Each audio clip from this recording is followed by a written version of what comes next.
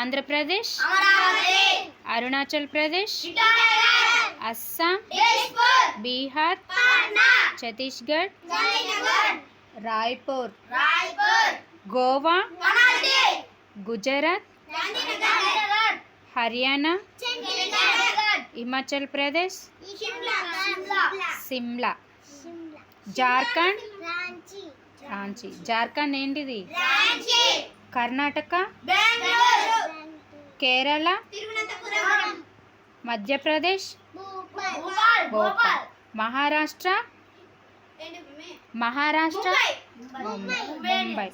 Manipur, Meghalaya, Mizoram, Aizawl, Nagaland, Odisha, Punjab, Chandigarh, Rajasthan,